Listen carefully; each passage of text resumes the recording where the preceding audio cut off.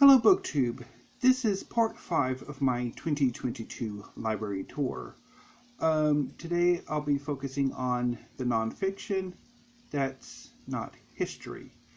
My history shelves are over here, but on one of my wall shelves, sharing space with my poetry, are the non-history nonfiction, or what I call the nearly non-existent non-history nonfiction. The first two books are ones that I've had in my collection for over 20 years. First up is Dionysus, Archetypal Image of Indestructible Life by Carlo Careni.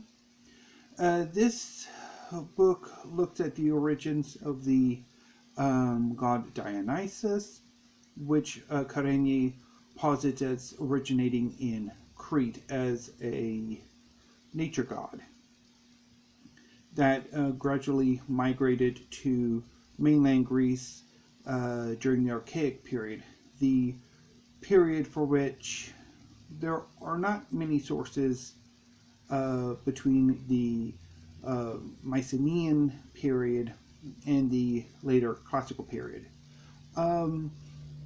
I've had this book in my collection for 20 years. It's late 90s. And it wasn't until 2020 that I finally got around to reading it. And I liked it well enough. I'm pretty sure Careni's theories are well out of date.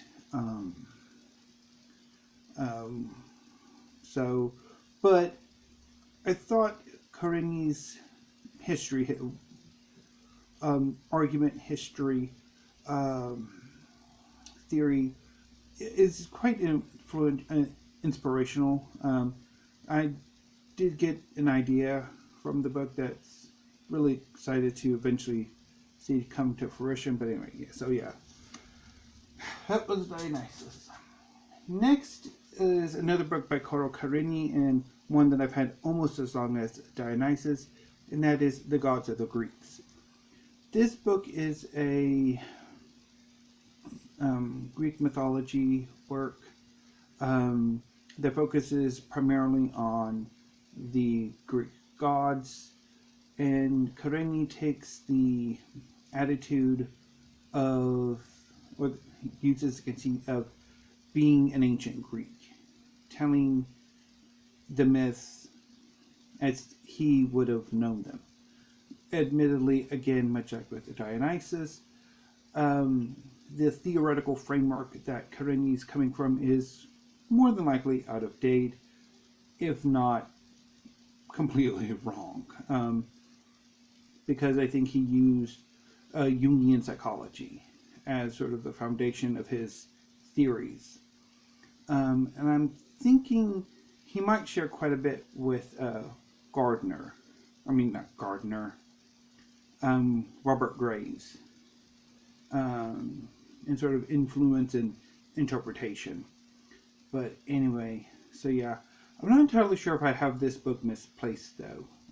It's been a while since I've read it, but because I have it with my other Careni book in the nonfiction, although I'm kind of debating whether or not this is properly more in the classics, or really what to do with modern retellings of Greek mythology. Should they be with the classics, or should they be somewhere else? Something I need to debate on at some point. Maybe in the wrap-up. We'll get to that. Next up is a book that I've had for about 15 years, and that is Anatomy of Criticism by Northrop Frye. This is a work of literary theory in which Frye posits a theory of interpretation focusing on archetypes and on genres, in which I don't think ever really gained much traction. Certainly not in contemporary literary circles or literary theory, literary criticism circles. And I'm not entirely sure about its own day. But I've read it once and I quite liked it. I picked this edition up from San Francisco State.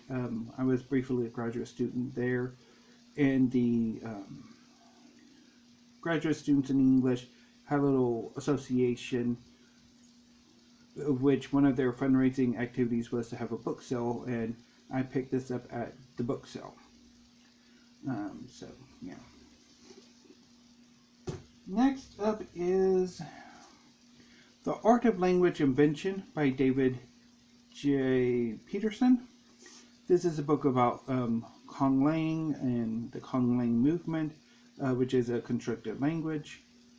I picked this up to help with my own language invention as a fantasy writer, although I've never really gotten on with this book. Every time I try to read it, I inevitably get a migraine. I don't know why, but I do. Next is one of my college textbooks. In fact, my first college class at St. Edward's University. This is Visions of War, Picturing Warfare from the Stone Age to the Cyber Age by David D. Perlmutter. I had this, so my first class at St. Edward's was an introduction to the liberal arts. It focused on war. So pretty much starting with when I first went to St. Edward's, and I don't know if they still have the class or the style of the class. But throughout my time at St. Edward's, pretty much incoming freshmen would be given an introduction to the liberal arts class in a lecture style, basically how you would think of as a college class, a big lecture room, which thankfully St. Edward's never really did outside of those introduction classes, because St. Edward's was such a small university that most classes were either more reminiscent of basically high school or graduate classes. I mean, they were really small classes for the most part. But I took a class on war that was taught by a historian and a professor of literature. And the historian focused on the Peloponnesian War, the Mexican-American War, the War of Northern Aggression, and the Vietnam War. And the professor of literature, who was also my academic advisor eventually, focused on the Iliad, the Prince, and the Art of War. And I think we had this work too, as part of it. So anyway, it's rather interesting. I haven't read it in ages though, but yeah. Next is Imagined Life by James Truffle and Michael Summers. This is a book about Truffle and Summers positing what alien life might be like, or life might be like on a number of exoplanet types. And it's rather interesting, and Truffle and Summers use a rather humorous technique to sort of explore the various sort of possibilities. Yeah.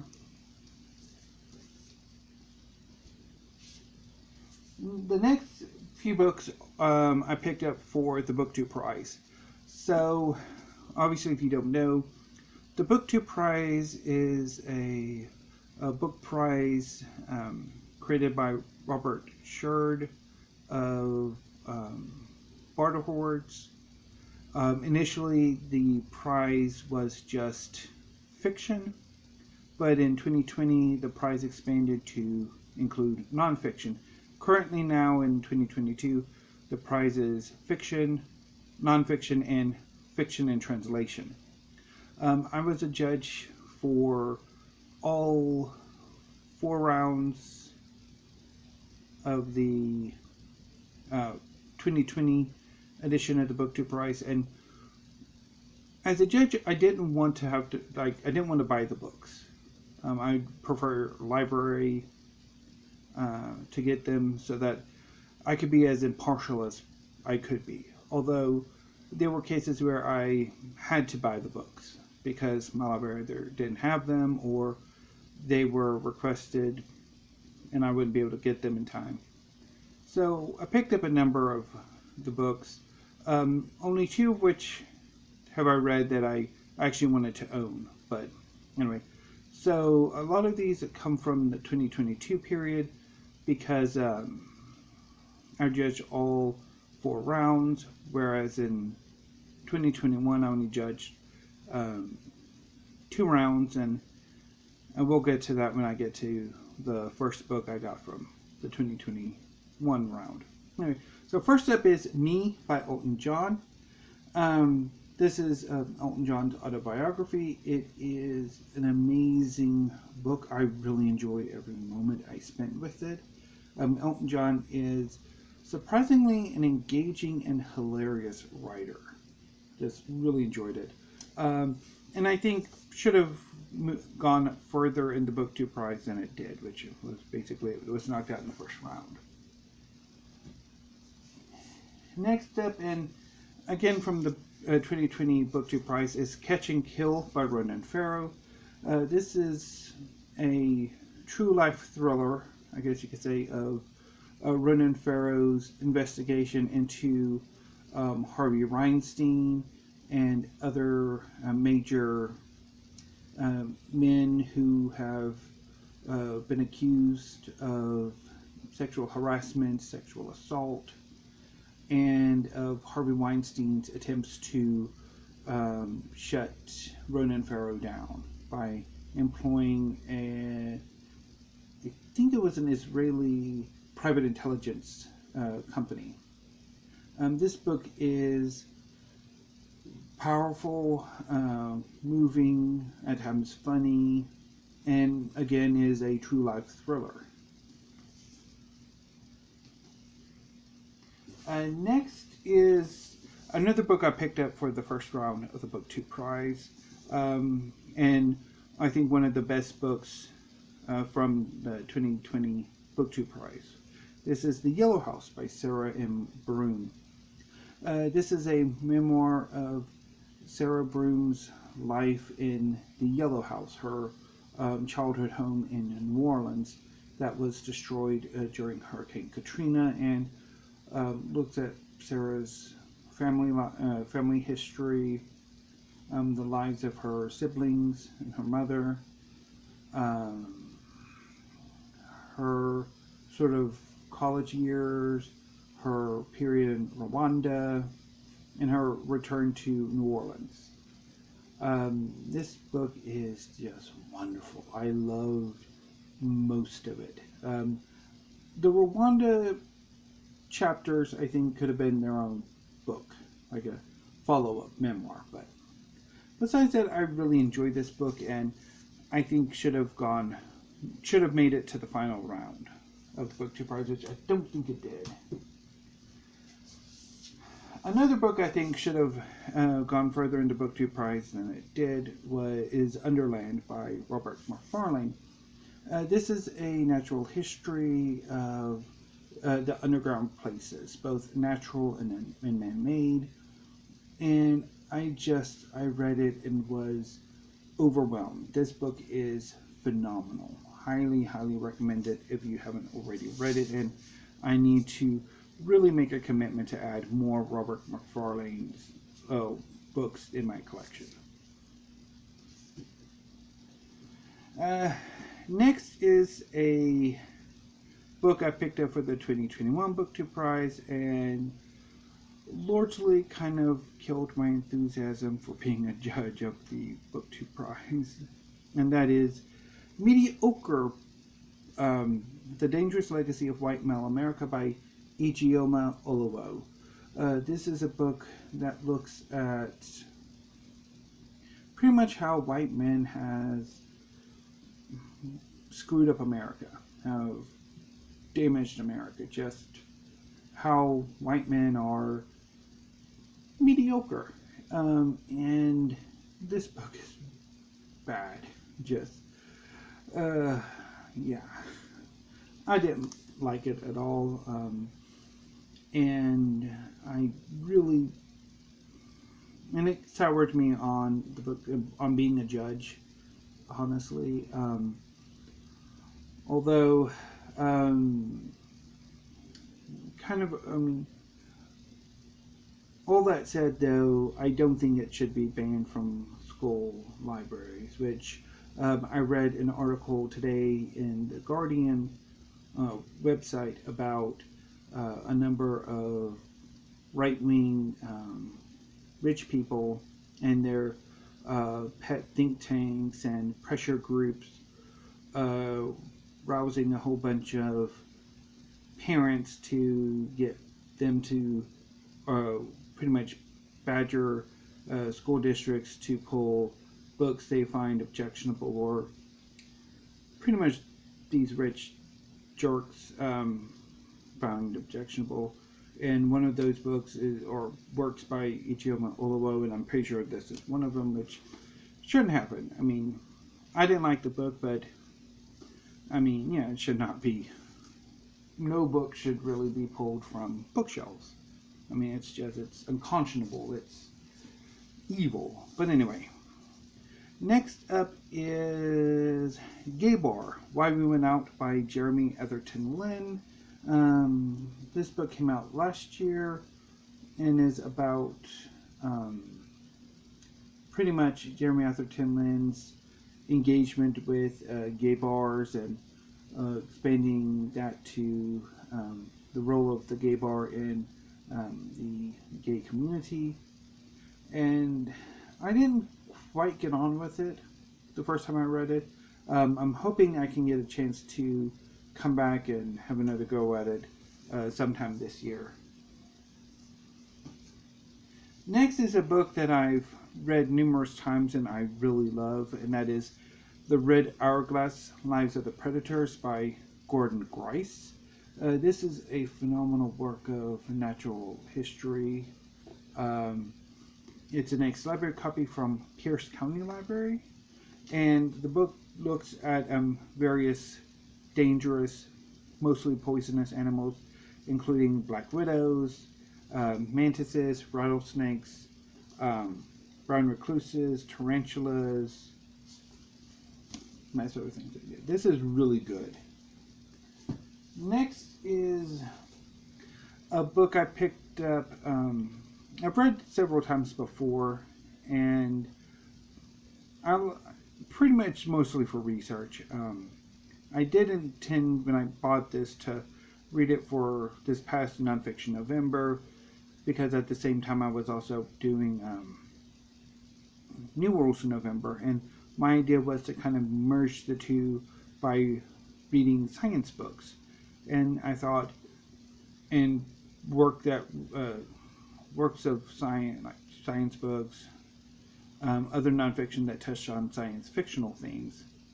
So that's largely why I picked up Physics of the Impossible by Michio Kaku, which I've enjoyed, although again, I mean, mostly research, mostly how to kind of work up possible FTL drives, that sort of thing. Anyway, next is a book that came out last year that I really enjoyed. I read it in November for New Worlds November, and that is The Brilliant Abyss, Exploring the Majestic Hidden Life of the Deep Ocean and the Looming Threat That Impels It by Harold Scales. This book is wonderful. I really enjoyed it. It's about the deep oceans, and it's good. And finally, the last three books of my nearly non-existent non-history non-fiction are three books in the Reaction Animal series. There are these little barely 200 pages or less looks at various animal species ranging from spiders and bees to humans. I have 3 of them. A scorpion, which is obviously about scorpions, and I love this one. It is wonderful. I also have Wasp by Richard Jones. Scorpion is by Louise M. Pryke, which unfortunately you really can't see on the cover. I think they should have lightened up the dark brown so you could see the Louise's name on it, but oh well. And also Squid, or Lastly Squid by Martin Whalen, which is again remarkable. I love this one. And I really want more in the Reaction Animal series. I'm actually probably going to order some in the not too distant future. The University of Chicago Press has a number of sale catalogs out. One of which they just did their big book sale one, and they've got a number of the animal series for $7. So I'm going to be adding a lot of these to my collection. Although that will bring up the issue of space, for which the I'm running out of for my nonfiction. But anyway, Booktube, that was part 5. That finishes off the wall shelf. So tomorrow I will be back with part 6, and I will be starting on the headboard bookcase. There'll be 3 parts to that, and then on Friday I will start over on the modern and contemporary fiction section, which is right here. So anyway, Booktube, until tomorrow, I will have a great I'm sorry. So anyway, that's all I have for today. Thank you, Booktube. Have a great afternoon and stay safe, and I will see you tomorrow with part 6 and maybe a tag if there's one out. So anyway, Booktube, thank you.